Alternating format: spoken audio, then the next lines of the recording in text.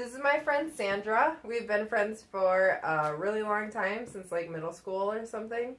And she started a Facebook group called Self-Improving Nerds and Geeks because she found a need and she filled it. Would you talk about that a little bit? Sure.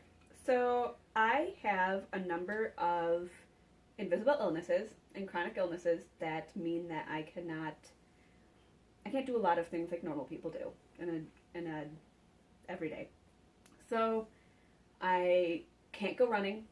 I have some intestinal issues, so I can't eat a lot of foods, and I just can't live my life the same way that everyone else does. So whenever you look online for encouragement to try and get healthier or to just try and love yourself more and work on your own life, it's always people who have run 6 marathons this week, done 12 kickboxing classes, they eat according to 17 different fad diets, and they're still managing to be a size 0 the whole time, flawlessly. And I know that that's just something that people are putting out for the internet to see, but it does affect the way that you feel. So I wanted to offer a place without judgment for people like me who really don't fit into those places, who need to be able to honestly say, I can't do any of this today, but I got out of bed and the kids are still alive, and that's the best I could do. And to still feel good about that. And to still feel okay. I know you talk a lot about self-help and, taking care of yourself. How has talking about it in the group impacted how you take care of yourself? Well, because I post every single day, I put in an accountability post so that people can check in. I have to have something to talk about. So either I have to be honest with myself and say, I didn't do it, I did nothing to help myself and my body yesterday, or I have to put in at least some effort on that day to try and do it. And it's not always, doing something nice for yourself. That can also mean calling your doctors and calling your pharmacists and taking care of things that your future self needs that your present self is able to take care of. That's also self-care. Yeah. Have you gotten a lot of feedback about the group or the people that are in it? Yeah, it's grown really dramatically. It started this last September or October, I believe. I can't even recall. That sounds right to me. And it's now at about 470 members. That's awesome. Which is a lot more than I was expecting to be interested in it, and it's still growing. And there's a lot of people who are just really happy that they've found somewhere where they can post pictures of themselves. Like, hey, here's my workout selfie. They don't feel comfortable posting that on their Facebook page or on any other support page because they don't look a certain way or feel like they look a certain way to be able to do that. And on my page, they can post what they feel. They can say, hey, I only got in 10 minutes, but look, I did it, and be really proud of themselves. And that encourages them to keep moving on instead of feeling ashamed that they didn't do enough. Right. And how does that make you feel when people post? It makes me feel really good because it's something I've struggled with my whole life, especially with both the medical conditions, but then also self-esteem and depression and anxiety. And so what other people think and the way that people view me has always been something I've internalized, even if I was internalizing something that didn't actually exist. So it's really nice to see that I'm actually having a positive impact by finally being honest and true to myself and letting other people do the same. And I know we have talked a lot about the spoons theory, but can you just explain that again, just so that, because I know that's a common theme that runs through the group quite a bit. Yeah, so spoon theory was developed by a woman with lupus who was trying to come up with an explanation on the spot for her friend as to how life with a chronic illness works. And, this applies to not just a physical illness, but to mental illnesses as well. And the way that she did it, she just grabbed all the spoons she could find on the empty tables, and she gave a larger number to her friend, and she gave herself a few spoons. And the way that it works is that you wake up every day with a certain number of spoons, and I wake up every day with a certain number of spoons, kind of like batteries, or some people say not running on all cylinders, you've got full cylinders, etc. So let's say I have 5 spoons, and you have 20 spoons today. Mm-hmm. So taking a shower takes a spoon, but that's not a big deal to you because you have 19 more spoons that you can use during the day. For somebody with chronic illness, just the getting out of bed might take an entire spoon. Actually getting into the shower, that entire process might take 1 or 2 more spoons. And then you realize you have almost no more spoons left. So what do you do with your day? Do you have to work still? Do you have to feed yourself? Do you have to feed children? What do you have to do with it? So somebody without chronic illnesses just has spoons to spare all the time and doesn't actually realize it. They go to bed having done quite a bit during the day and they feel like they could have done more. Whereas somebody with a chronic illness has to sit there and look at everything and determine what is worth their time and what is not on that given day. So working out does not always fall very high on the priority list, or preparing healthy meals if maybe you only have enough spoons to grab a bag of saltines and eat it. Right, because sometimes getting the food and eating it, those are 2 separate spoons. Right, or preparing the food, making the food, eating the food, cleaning up all the dishes after the food. That's a lot of energy. Especially if you have other people, like children, that you're also trying to feed. Right. And taking care of. Mm-hmm. Exactly. Okay. And what kind of chronic illnesses do you see that are most common in your group? One of the big ones I see is depression. Mm-hmm. It's one that people don't always think about as a chronic disease because people don't think about depression a lot in general. But it is, and it's one of the biggest ones because it tells you you're not good enough.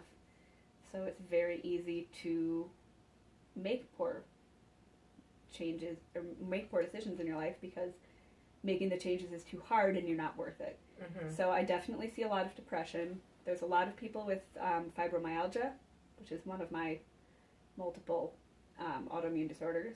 And there are also a few people with some other joint disorders, like I have, and people with chronic migraine. Mm. So they have migraines, 3 times a week. How do you get anything done if you have migraines 3 times a week for an entire day? So I'd say that those are probably the bigger ones that I see.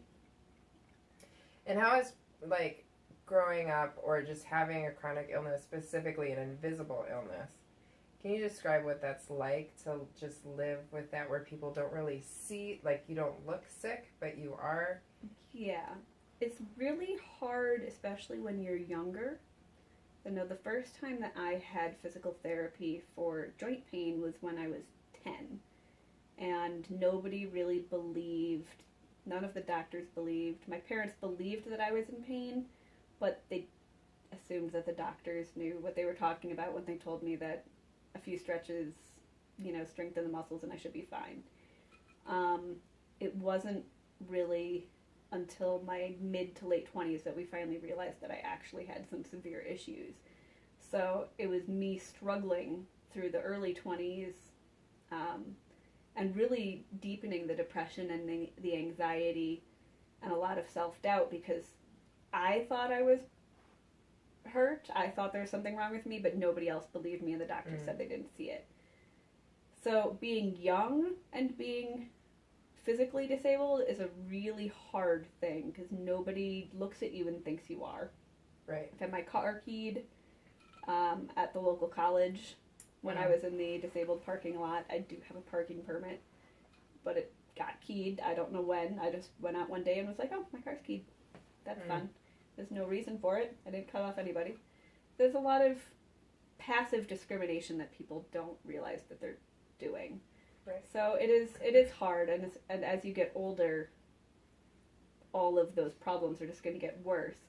So I think it's important that people, in our age in our age demographic, actually work and are encouraged to positively change their lives at this point, because those of us with issues we're just gonna get worse. So we might as well do what we can now to try and mitigate the damage. Yeah, so I can definitely see why you saw a need to create a safe place for people who are experiencing this on a regular basis. Do you see any way of, or do you have any plans to expand your support network? Yeah, so I thought it would be reasonable since, well, I talk a lot, as you know. So I thought it would be reasonable to add a blog portion because I don't want to clutter up the actual Facebook group with nothing but me. I feel like that's just going to discourage other people from posting. I will post daily and occasionally post an article or post that I put a blog post up. Sometimes post something like a silly... Right. It's a bunch of nerds. Post something nerdy that relates to the subject. So I made a blog post to deal with a lot of the harder stuff so that people who aren't currently mentally ready to look at it don't have to. I'm a recovering bulimic and recovering binge eating disorder person. There's no good ick word for that. Yeah. Or EMEA for that one. But, and so I do delve into that a little bit because a lot of that comes with body image, with trying to control your body when your body is is not under control. Got it. And I'm definitely not the only one in the group. I would say that there's a lot of people in the group who have had eating disorders, or at the very least disordered eating in their past. So that's something I'm also trained in at this point. I specifically have gone back to school and gotten a certification in behavioral eating so that I can better help not only myself, but also help other people like me who really struggle with food and just the entire concept of food. I also went to culinary school, and I'm also a cooking instructor. Great. So my entire life is food because I love food, Right. but I also hate food. And it's just weird. It's a weird thing. complicated So relationship. I wanted to delve more into that in the blog. And so I've done that there and done a lot more with self-care. And I also have sections on how to cook when you don't have any spoons, how to prep your meals if you don't have any spoons, things that you can do in the kitchen to help yourself.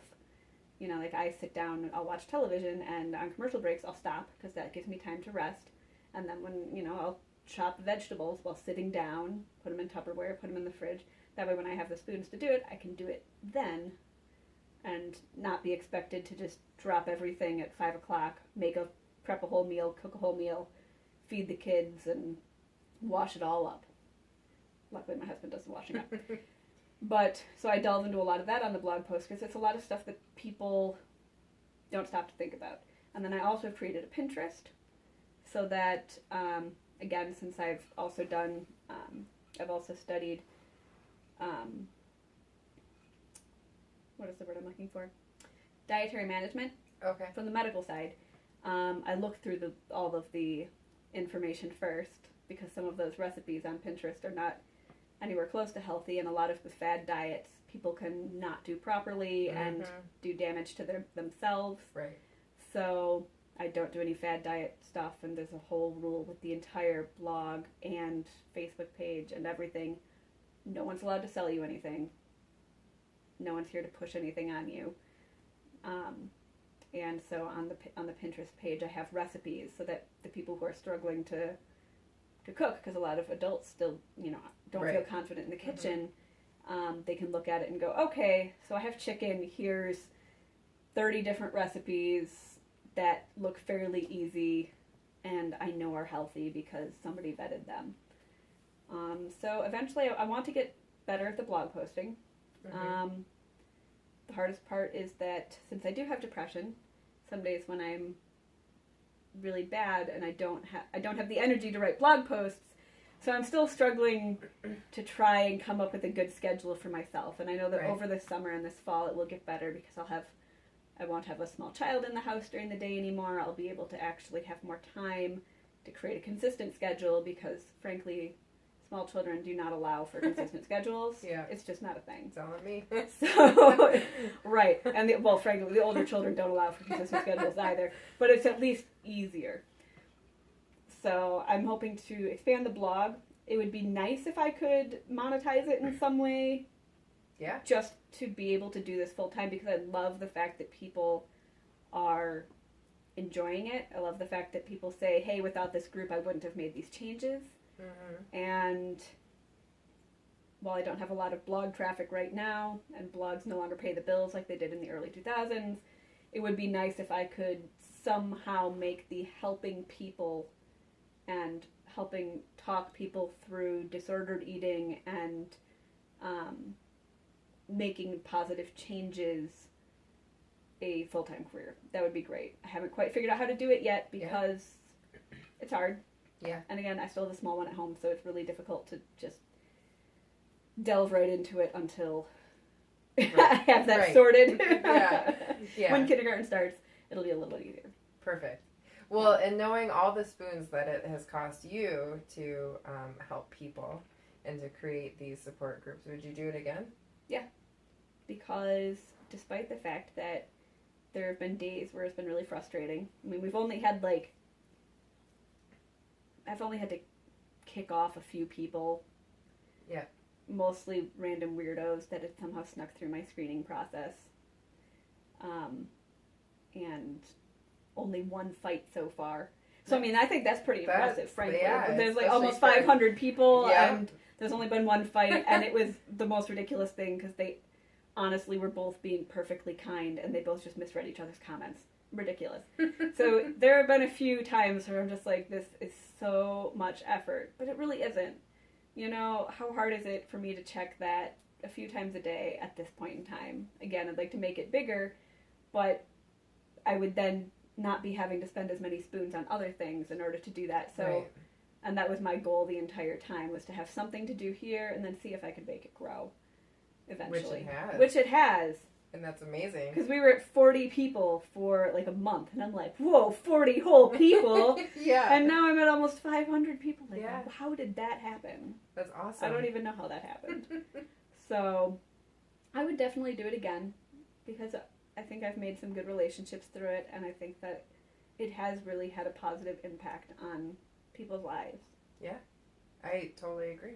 I've been a part of the group since the beginning. I definitely have seen some really awesome growth and some people who are clearly being helped by it, which is good. I've been helped by it. Some people are working very hard on that group. Yeah, very true. They are seeing major results in the way that they view themselves and the way that their health has improved. Yeah. And I think that it's just absolutely wonderful.